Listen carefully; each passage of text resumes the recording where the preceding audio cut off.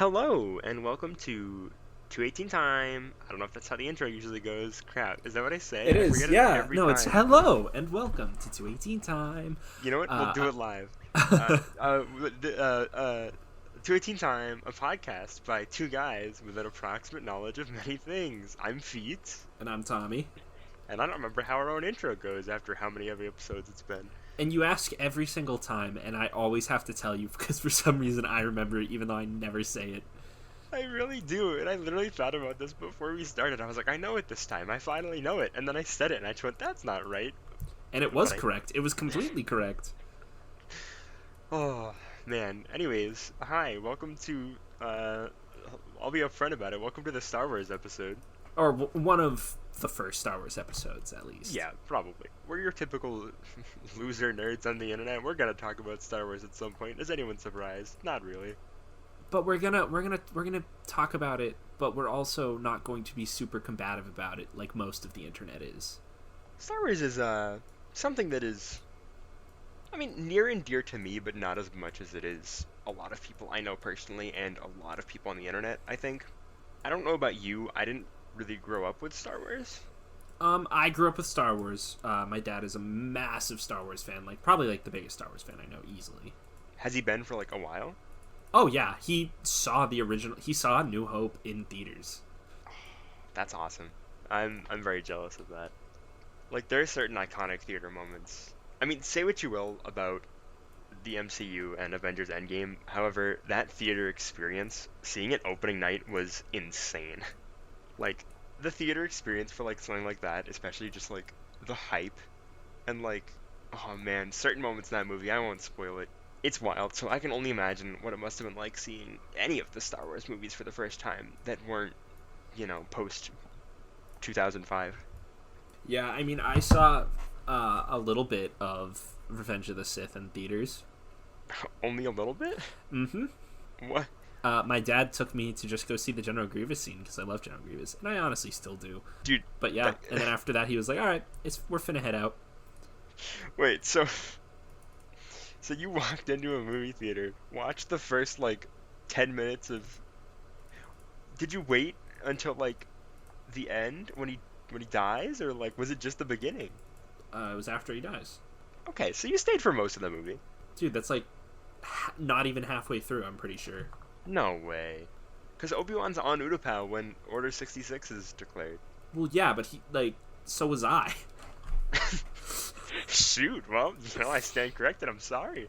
No, yeah, I think he just didn't want me to see, the youngling scene, which But fair. that's the funniest scene in the series. Which is It, an it, awful it thing is. to say. It is. No, the thing is, you're very not wrong, just because it's like, Master Anakin, and then what are we going to do? Pachoo. It's it's nothing like it should be one of the darkest moments in this saga, and it is, but it's just the timing and delivery of all the acting and just everything about it is just oh beautiful.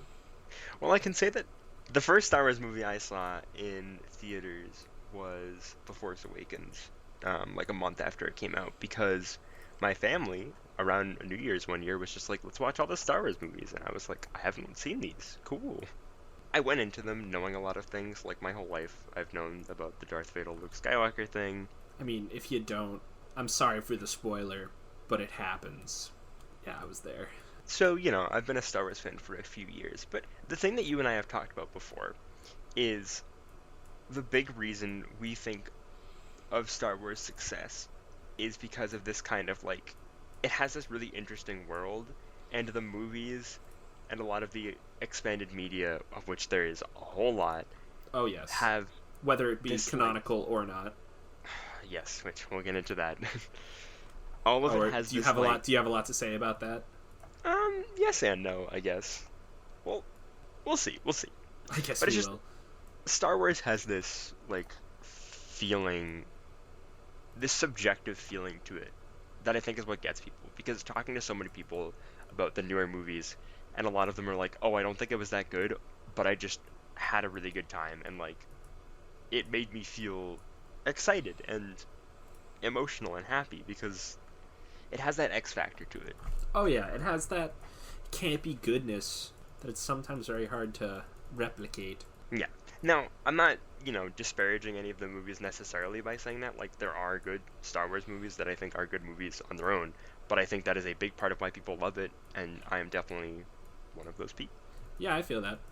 It being the phenomenon it is for 43 years now, it has amassed a huge canon that was wiped and then rebuilt from the ground up. Yeah, When, then a certain company decided, we don't like that anymore. yeah. And then the same company was like, unlike Marvel, we don't have any source material to draw off of. And everyone was like, well, whose fault is that? Whose fault is that? So there's Star Wars canon. There's Star Wars legend. Well, Disney tries to make sure that most everything they release Star Wars now is canon. Which, like, I appreciate the idea of that, but I don't think everything that's released needs to be canon, you know? Like, we were talking about Star Wars Battlefront 2, the new one, right before this, and I'm pretty sure were, like, making sure that story is canon, but, like, as cool as it is to expand the lore and stuff, Nobody like likes Iden Versio. Yeah, what can you do? What can you do? But yeah, I'll give them some credit in that they did, at least at first, make the canon a lot more focused. I mean, you still have some, like, outlier stuff, like there's an arc in the Clone Wars, which I won't get too into because that's an amazing show that people should definitely watch if they're into Star Wars. I still haven't But seen all of it. that's a crime, and I'm going to have to execute you for it. One of the arcs in it gets really, like, kind of cosmic and starts talking about these, like, beings that represent the Force and stuff. Really whack. The whole Mortis arc is fascinating. Some people do not like it, but one of the things that I love about the expanded universe of Star Wars is just how weird and wacky it gets, which is the same reason why I love, like, and find superhero comics so fascinating, because over the nearly centuries worth, at this point, it's gotta be, of superhero comics, you just have some really weird, mind-boggling storylines of people bending realities and bringing in, like, gods and demons and parallel universes and clones and Yeah. all sorts of stuff. And Star Wars, especially having a lot of comics, no exception to that. Yeah. Like, you can pick any character in Star Wars and there will be not only a page on the Wookieepedia, the Star Wars wiki, for it, but there'll probably be some expanded universe story about some wacky adventure they went on. Like, in researching for this episode, I found a page called Best Birthday Ever, and it's a short comic about Bib Fortuna and Salacious B. Crumb delivering the Rancor to one of the Jabbas as a birthday present. Like, I love that in concept, but who... My question is, like, do they format it, like, as a kind of, like, a funny, goofy adventure? I mean, with the title Best Birthday Ever, I think it has to be. Salacious B. Crumb and other guy. Other guy. I don't care about Bib Fortuna, okay? Yeah, no, we only care about Salacious B. Crumb, the best Star Wars character. I would do the Salacious B. Crumb laugh, but it is quiet in my house right now. People are sleeping. I'm sure we'll get that on this show one day, and people will definitely hate it, but it'll be great. But yeah, like, Star Wars, all in all, is one of the coolest forms of collective fiction out there. Yeah, that's a really good way of putting it, which, I think you could compare it to, like, we've mentioned the SCP thing before, which is a lot less official, but that's, one of the bigger ones online. But, like, the thing about SCP is also, it's, like, a lot more collective fiction in the fact that, like, literally anybody can just go, I want to do something with that, and then they do. That is true, but for Star Wars at first, it was kind of like that. Like, in the 80s and 90s, before there was any prequels coming out, it was just kind of a lawless wasteland of whatever you wanted to do with Star Wars, as long as you got permission, you could do it. So there was a really weird trilogy of sequel books. The Timothy Zahn trilogy? Yes. Which should have been the movies instead of what we have. I don't know that much about that story, but I a few know things I do know. I know bits and pieces, and yes, it is kind of wacky, but, like, I like it. Is that one of the stories about like Luke Skywalker's offspring? Well, because the thing is, it it like visits more about like how the Empire isn't gone yet after like Oh yeah. the original trilogy, and like Luke marries some random chick, and Oh, is that Mara Jade Skywalker? yeah. Yes. A fascinating character. And then they have offspring. I don't think it's a direct child. It Why are might you be. calling them offspring? They're children. One of their children, I'll say it that way, or it might have been one of their children's children, is like really hardcore, like addicted to Star Wars drugs. Oh, Death And has Sticks, like, baby. yeah, it has hallucinations. But like, there are also books written, if I remember correctly, before Empire came out that have Luke and Leia as a couple, which is fascinating because it's like The rumor come out. the rumor come out.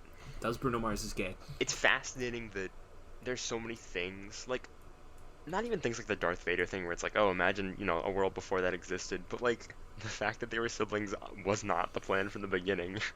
Okay, so I looked it up. It's Cade Skywalker. Yes. When they're saying descendant, it sounded like he is very. Oh, he what's it called? Was born in 130 after the Battle of Yavin, so it's been like 100 years or so.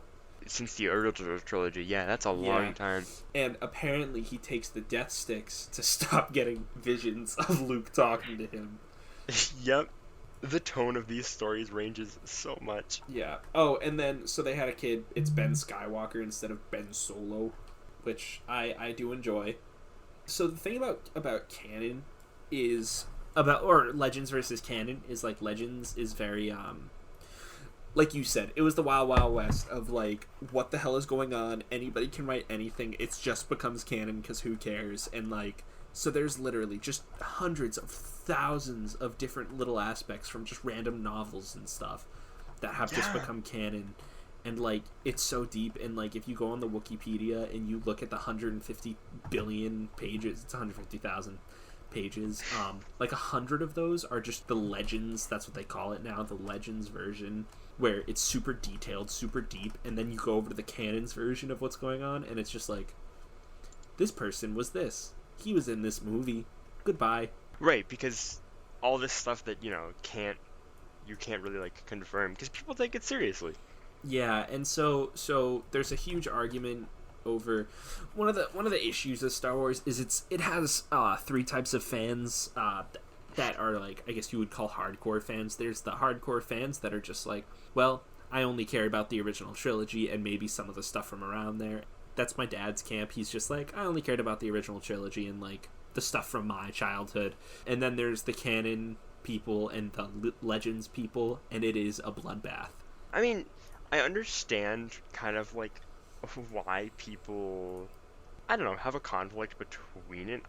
I don't think it should be that big of a deal. However, when you have a canon that has things ranging from like, super dark and serious stories about like drug addiction, I don't think it's what the story's about, but it's an element of it, to like the really campy stuff that's like even younger directed reading, that's a big range.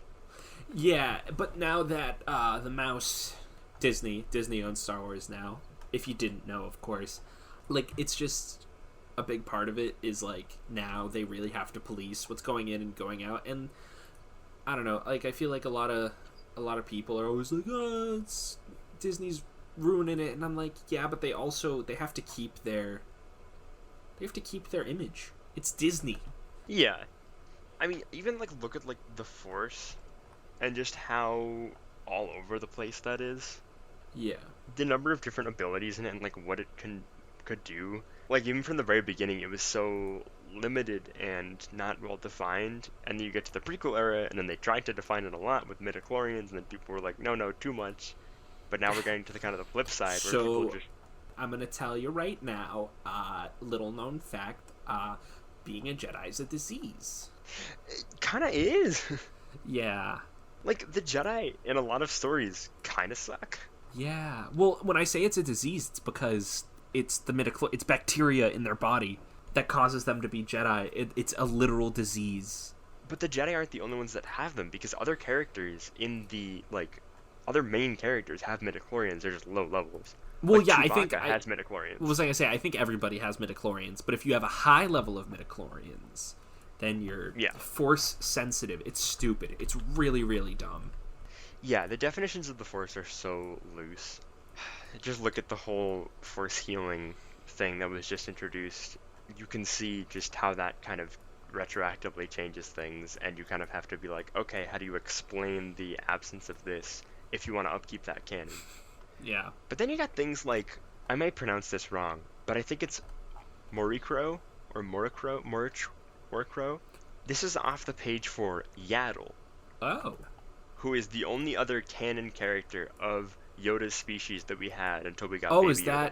is that what they're called? No. So it's a force technique. It is a little known and deadly Jedi power, an ancient art that enabled the user to slow the opponent's bodily functions to the point of death. You're looking at the Go over to the legends. It's wild over here. It's but potentially dangerous technique of the Force which could slow down the body functions of another being into mild catatonia or long-term suspended animation. I want to point out a section on the page for Yoda's species. In the Legends page, there is a full section under behind the scenes called Number of Toes.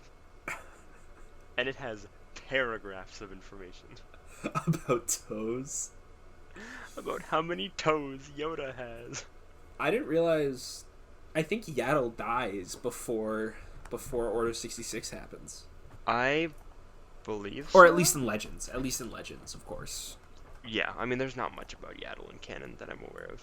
But of course, how am I gonna know? There's so much stuff to keep up with. Oh, she dies when Obi-Wan and Anakin are with her, and they go to a place, and a bioweapon is released by Granta Omega, which killed her instantly.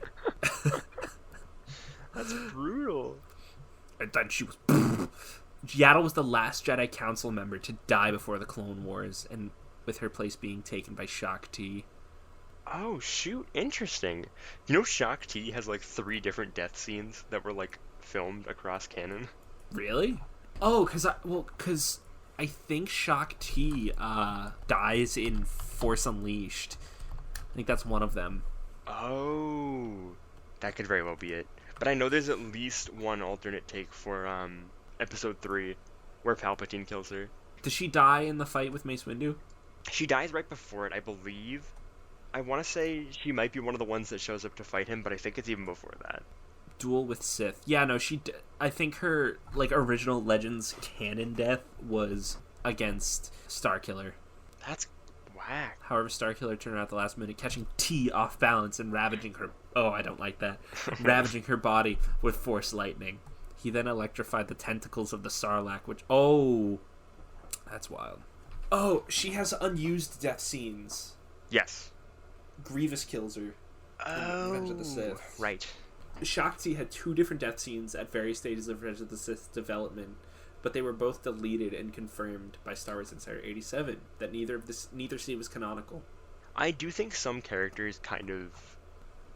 Legends being made not canon works to the detriment of them. Like, General Grievous, I'm sure, has canon backstory, but his Legends backstory was really in-depth and really interesting. Mm-hmm. And it's just a shame. It's really a shame. One thing I'm imagining is that if they hire the lady to play Shaak Ti, they're like, okay, so this is gonna be your death scene. You're gonna get killed by General Grievous, and she's like, okay, I'll go, do this scene. And then they're like, we didn't like that. We're gonna have you film another one where Darth Vader kills you. And what's it called? She's like, oh, okay. And then they're like, so we didn't use either. We're gonna need you to die one more time. So we didn't use either, and we're just gonna have you get killed in a game that doesn't happen. Oh, and then attack on the Jedi Temple and death. Soon after the battle, of course. So I'm not gonna read this all out. I think she just gets killed by, like, Vader. Or she gets killed by Anakin, but turned Anakin, so Vader. So that's in the canon, is she's killed by Vader, but in the Legends, she's not. That's very wacky. They really were not sure what to do with her. I mean, the Force Unleashed games, which I really need to play, those could not fit in the current canon. Play the first one, Is and the then be second done one not with it. good? From what I've heard, the second one is not great. That's a bummer. I mean, I already own both of them, so. Then just play the second one then. Eh. The first one is fun. Like, General Ram Koda is such a cool character. There's so many cool characters in the Legends stuff. Like, it's a world that has so much potential and Yeah. so many just wacky characters. Especially, I do think, I commented on, like, the 80s and the 90s, early 90s of, like, Legends stuff. However, I think some of the early Legends stuff around the time of the prequel trilogy, as that was coming out, is super cool. Yeah. Like, once the clones became a thing, the stuff that people were doing with them is really interesting. Yeah. One thing that I'm super bummed about, though, was that apparently originally, the clones were supposed to, like... it was supposed to be clones versus clones. Really? Yeah. Huh. The droids weren't supposed to be a thing. It was supposed to be there were, like, good clones and evil clones. And I thought that would have been really cool to see, but the droids are fine, I guess. I mean, they kind of do something like that in the Clone Wars, but it's not really like that. Is that the Bad Batch? No, actually, the Bad Batch are good guys, but they're just a little more lawless, if you will. But that's Gotcha. a great arc of the show. Alright, I won't ask anymore because I don't want to get it spoiled, but another tough part about talking about Star Wars is you just don't always want to spoil stuff. Exactly, because as much as there's some really obvious stuff out there, there's so much like stuff that's like fun to discover for yourself. I mean, I knew a lot going into the Clone Wars, however, there was a lot of moments, specifically some fight scenes that I didn't know ever happened and were some of my favorites. And also there's a lot of stuff like a million people on the internet have gushed about the Clone Wars and how it just takes the prequels and makes them like so much better, like makes the characters really, really strong. Yeah. And adds a really great character of Ahsoka Tano, who started as a character a bunch of people hated, but has become like one of the most beloved Jedi. I watched like the first couple episodes today, and I'm looking at her in her season 7 form, and comparatively they just look she looks so much better now. Oh yeah, I mean you watch her grow up throughout the show. Like she starts as like a teenager, and by the end of the show she's like a jaded adult. Ugh. Bro, Rebels Ahsoka, ugh. Gross. Rebels gets a little bit too much hate. I'm not a big fan of the art style, and I didn't love it. However, I do think some people are like, this is the worst thing in the planet. Dude's lightsaber was a gun. Yeah, Ezra's lightsaber is like just a gun but it's a gun and it's so strange. Rebels has some wacky stuff. There's a thing in Rebels called the World Between Worlds, which has only ever appeared in Rebels, as far as I'm aware, and it's just this weird in-between dimension that exists outside of space and time. And like, you would think that would be something from like 80s Legends, but no, that was like 2010s, like around when Rogue One was coming out. It's so strange. Bro, I'm just decided to click a quick look at Anakin's Legends thing, and it's wild. It's so long. I can imagine. I mean, he is being the main character of the saga originally. I don't know if I'd say that. No, he is definitely the central character. I feel like Obi-Wan Okay. kinda is. He's the central character, but he's not the main character. There's a difference. Okay. Obi-Wan should be the main character of the prequel trilogy, or at least of the Phantom Menace, but he isn't. He like basically is. No, he isn't though. He is though. Okay, he should be, but they don't He do it that way is. because Obi-Wan doesn't get that much characterization in the prequel trilogy. Dude, you get such good backstory stuff for Obi-Wan in the Clone Wars. Everyone knows that Qui-Gon Jinn is the... I turned around on Qui-Gon Jinn. I initially was like, what a useless character, why does he matter? But you know what? I've really turned around on him, he's great. He's still useless, but I love him. He makes a couple cameos in the Clone Wars, with Liam Neeson still playing him, and it's fantastic. Does Liam Neeson voice him? He does. Bro, that's epic. It's so good. That's epic. I will say, speaking of the weird stuff like the World Between Worlds, there is something called the Void, which, I want to read this wording exactly so I don't screw this up. Bro, did you just say void? Yeah.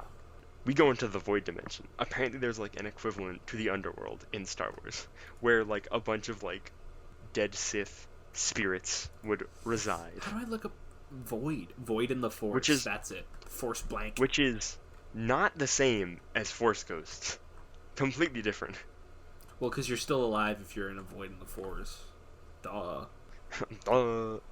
At the time we're recording this, and I think at the time this comes out too, the High Republic is still going to be really new, which is their kind of new interesting take on the past in canon, which I'm really excited to see. Wait, because what is this? What is this again?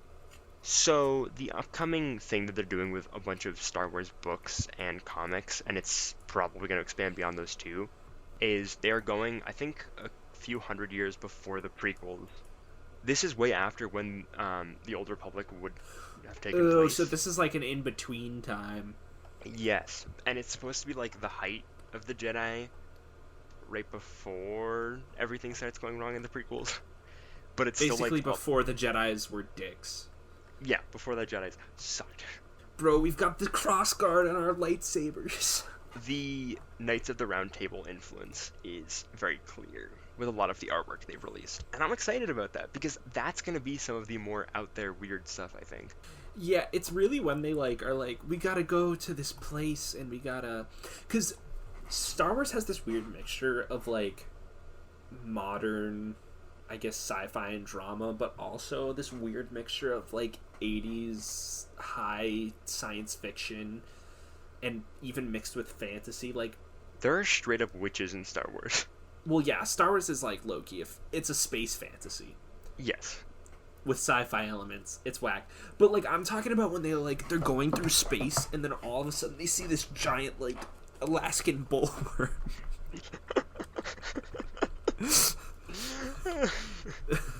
Yep.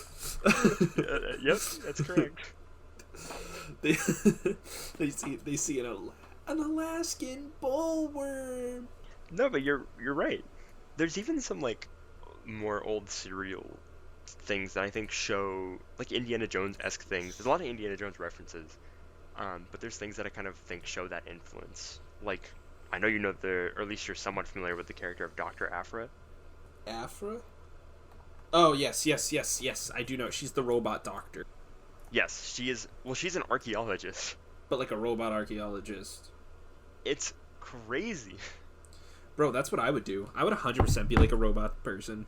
Because, like, when you have all of this cool lore, having an archaeologist character is such a cool idea. Especially where you have canon, and then, like, that's your way you can introduce whatever legend stuff you want. Is you can just have her dig it up and be like, yo, look at that. That's pretty whack. Yeah, and I mean, you know how I feel about archaeology. That's true. One day we might have to explain the powers that being an archaeologist gives you. Creative mode. It gives you creative mode. Just remember that Earth is a canonical place. It is? No, it's not canonical, but it kind of is. I got really excited. If you call Star Tours canonical. That's true. I mean, the Star Wars theme park at Disney is canon. Because, what's it called? Earth was a planet. The Star Tours travel agency operated on at some point between 1 and 0 before Battle of Yavin. That's so strange, but I love that. Dude, Quarantine Tarantino. What did he... No, I don't need to bring that back. What did he do? What did I do? Hey, he directed a movie about the moon landing in the Star Wars universe. You don't gotta worry about it. I kind of, you know, I am the Star Wars universe. Dr. Aphra's really cool. She is very much one of those characters that kind of flip-flops back and forth with allegiances, which is really neat.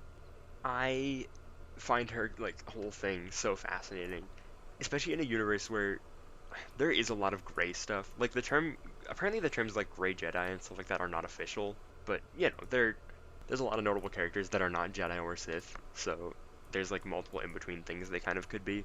I would 100% be like a archaeologist, or under the guise of an archaeologist, but really I'm just using it as an excuse to go digging for robot parts so I can make a robot army. That would be sick. That's definitely... Yeah, I could definitely see that's what you would be. But, like, not even a malicious one. Like, I'm just kind of screwing around at that point. I feel like I would also want to do some history-related thing if I was in the Star Wars universe. Like, being, like, the librarian lady. Like, her job. When Obi-Wan's like, perhaps the archives are incomplete. Impossible. I would love to have her job. Because being a Jedi, that's lame. Overrated. Who needs it? I also forget that they like literally have stuff from like 25,000 BC or BBY. Yeah, Sorry, that's BBY. the Old Republic is thousands of years before the original trilogy, Well, and it like spans over thousands of years, doesn't it? I think it does also too, and it has some really weird stuff. Because that's when you get into even more like things about like Like magic like and when the like Sith were like, "Hey, LMAO, we're alchemists, we're magicians." kind of, and the fact that there was a time there's a species called Sith, but then there's also being a Sith Force wielder, and they're not necessarily the same thing. It's so strange. The Old Republic is a Yeah, fascinating the era. Old Republic era, also referred to as the Sith era, takes place from 25,053 BBY, the founding of the Republic, until 1000 BBY, the Seventh Battle of Ruusan, and the end of the New Sith Wars. Yeah, and somewhere in there is the greatest Jedi of all time, Baba O'Reilly, my main character in my run of Oh, KOTOR. yes, right. Baba O'Reilly kind of sucks. Somebody told him to not let these infected people out of their cage, and then he proceeded to immediately do it and get killed in seconds. Hey, he learned. He learned. Yeah, but then he died. Yeah, but then he came back. I would like to point out, in my research, I found a page for arrows, just like, the normal tool that humans have been using for millennia. An arrow was a projectile meant to be shot from a bow, and it lists every appearance of arrows. It The lists. Ewok bow in the new Battlefront game is wild. Is it good? You can either decide to do the auto aim version, which is quicker and does less damage, but still does a lot of damage with each shot, or you can choose to hold it down and aim it, and if you hit somebody, it's an instant kill. That's amazing. Yeah, no, me and my friends, we just jumped in and we all played as like there was like 5 of us as Ewoks, and we just ran around the what's it called, the map, and just were like a scourge to the Empire and just killed everything in sight, and we won the game. That's fantastic. Yeah, it was wild. There are a lot of good Star Wars games out there. The good ones. The good ones. Yeah, Sith alchemy and magic. Like, they're just straight up getting into magic. It's so crazy, but I love it. I love how just whack it is. Oh, that's... Because, like, it's kind of... I think part of it is because it's refreshing when you have, like, things that are, like, so strict canon with all the cinematic universes that people are trying to start up. It's, like, so refreshing sometimes to just be like, it doesn't matter. Make whatever whack stuff you want and have fun with it. The original enemies of the sequel trilogy that we were talking about were the Yuzong Vong. I think I pronounced that incorrectly, but they're like an alien species that, quote, existed entirely outside of the Force. They look like Lord of the Rings characters.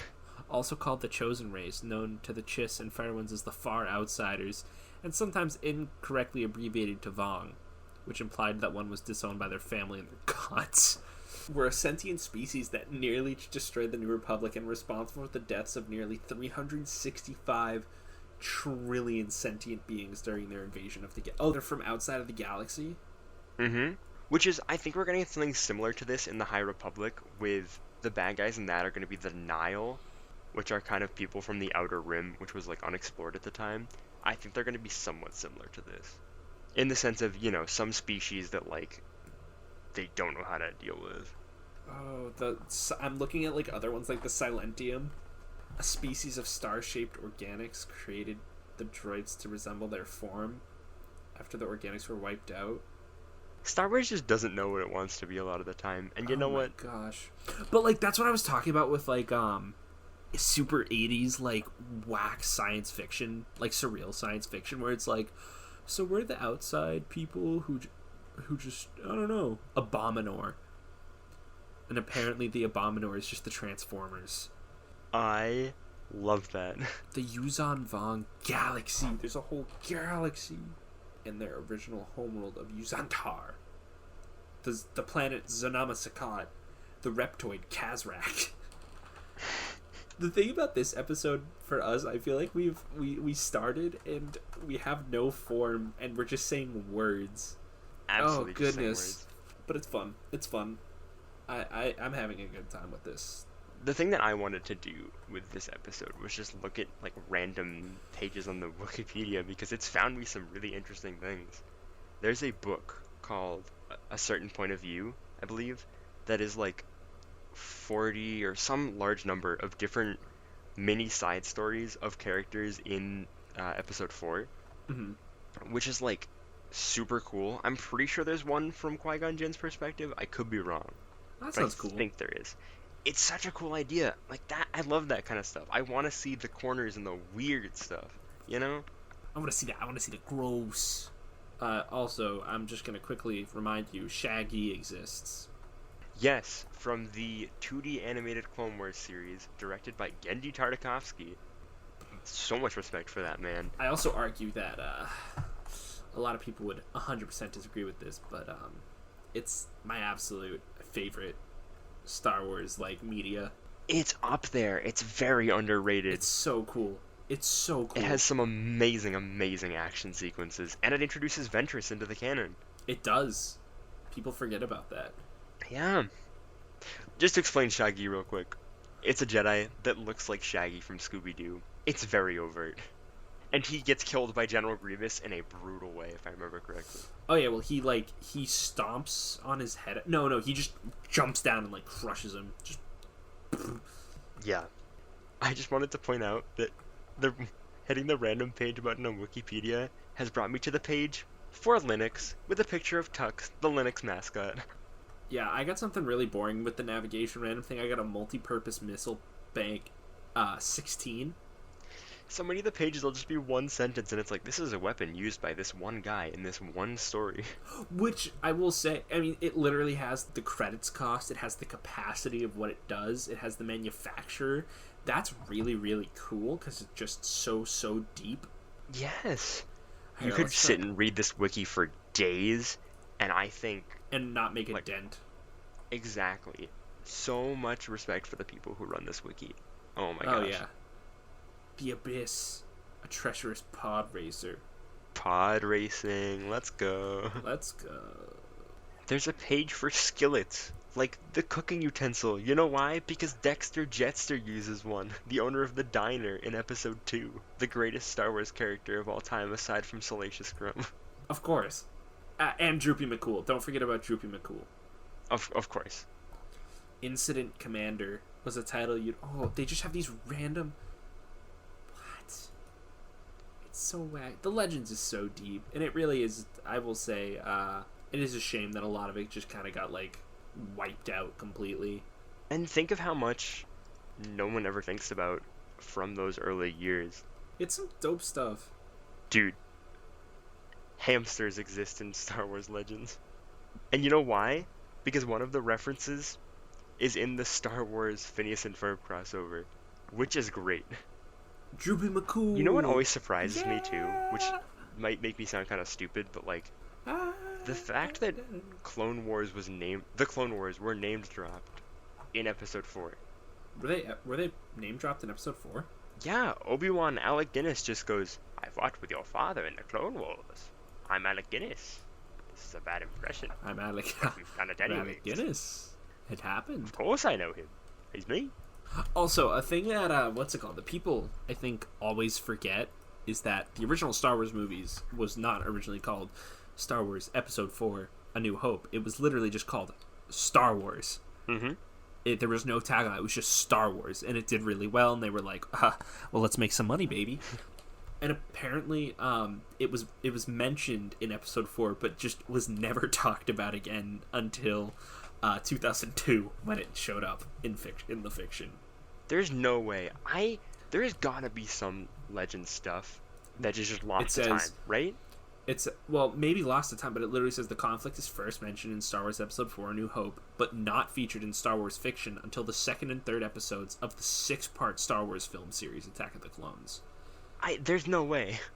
Was there prequel stuff before the prequels? There had to have been, right? No, because you have to remember, like, people were only doing stuff from, like, after, like, episodes 4 through 6. Like, all of it was from during and after, and maybe really far before, or, like, right before. the episodes. I want to know how people viewed Anakin Skywalker before the prequels were even known to be a thing. You know what I mean? Like, I find Yeah. that's the world that I want to like live in the sense of like just engross myself in and learn about is the world before the prequels and just how the canon was. Like, what did people think the Clone Wars were? Did people obsess over that like they would now? People probably 100% were like, yeah, the Clone Wars, you know, the Clone Wars. The Clone Wars, they happened like 2 years before the movie. It was where Luke Skywalker was like, hey LMAO, look at me, I'm in the Clone Wars. Yeah, a bunch of Alec Guinnesses were fighting each other. It was the Clone Wars. Dude, look, I'm the biggest Star Wars fan ever in the world, and I knew the Clone Wars were gonna happen, but you don't need to make fun of me for it. I just know it's coming. The Clone Wars. And then Luke and Leia have kids who travel back in time to fight in the Clone Wars. And then Bruce Willis climbed through the Nakatomi vents and killed Hans Gruber and ended the Clone Wars. Yeah, the greatest Christmas movie of all time, the Clone Wars. Yeah. And then he goes through and he's like, I've got that Nakatomi know-how. You know it, and Alan Rickman shows up and he plays Mr. Clone Wars. The Clone Wars. I will say, if anybody gets the Nakatomi know-how reference ever, please, I guess, put it into the comments or the Twitter, and I will be very excited that someone gets the Nakatomi know-how joke. Yeah, tweet at us. I should probably plug this at the end of the episode too, but in case I forget, at 218timepod on Twitter, tell us what job you would be in the Star Wars universe. From the If you're looking to get into this like Star Wars canon stuff, I really do think just start wherever the heck interests you. Because there's so much stuff, and a lot of it's probably bad, but there's a lot of good stuff out there too. Yeah. You know, I'll hype up the Clone Wars a lot because that's kind of, I think, the first easy place to go outside of the movies. Outside of maybe The Mandalorian now, but because the Clone Wars ties in a lot of stuff from the prequels and, like, sets up stuff for the original trilogy too, really nicely. But really just jump in somewhere, do what we're doing, go to a random page and find something that interests you and just be like, yes, I want to learn. It's worth it. You're going to find some really fun stuff. And like I said, there are 157,251 pages, and I'm sure that there are more pages added to, edited, like, literally every day. They have added So one even since you refreshed your page because it's at 252 for me. There is a page just called The Hole. The Hole. Welcome to the Hole. Unidentified Delving Citadel. Why? Why not, dude? It has 6 words. A citadel was located on Shu-Torun. That's it? So wacky. It's so wacky. I could do this all night, and I'm sure you could too. Yeah, but we should probably cut this off now. Agreed. I hope this was interesting. I hope we sparked the flame in at least one person. Yeah. Yeah, likewise. We might come back to this one day. I think it's a fun kind of game. Yeah, to play. I definitely also do think maybe we'll have 1 or 2 episodes where we're not just like mindlessly going through things and maybe talk about stuff more. Maybe someday we'll rank the movies. Oh. I'm not gonna do it today. I gotta rewatch the movies. I rewatched them all. Yes, I know. 6 months I was ago. there. I was there. I have the ranking for all of them ready to go. He was watching them in 218. It was a great time. I spent a month binging Clone Wars, and I would just turn to him and go, dude, this really cool thing just happened, and you were like, I don't really care, but okay. I didn't say that. No, you didn't say that. It was just, you know. I was always like, oh, what's going on over there? You were like, hey, if it ain't Droopy McCool, I don't care. Exactly. You get it. You finally understand. What was I gonna say? I feel like the person who was definitely more like, this is what's going on right now, and the other person was like, can you shut up, was definitely me to you. Like, such as the wonderful story of me finding all 6 Infinity Stones in Gary's mod. Yes. 218 was a magical place. Oh, it really was. 218 is gonna be wherever we be, though, you know? It is. 218 is not a place, it's a people. It's a time. It's a lifestyle. It's a lifestyle. And it's also a podcast. It is. To which the co-host does not know how to say the intro. one co-host knows how to say the intro, and it's not the co-host that says the intro. It's great. We're doing great. Maybe I'll re-record it. I probably won't. Nah, don't. It adds charm. Thank you for joining us. Follow us at 218 Time Pod on Twitter, and stay tuned for more episodes as they come regularly. That may be a little more uniform this time. Oh yeah, and follow us on Instagram, also at 218 Time Pod. Join our subreddit at r/218time, and subscribe to us on YouTube or in your podcatcher of choice to stay up to date on new episodes. And leave reviews or comments if you feel so inclined. It really does help us a lot. So, Alright, goodbye. Godspeed. Reservoir. You can't say my outro line. What are you doing? Shut up. Okay, goodbye. Reservoir.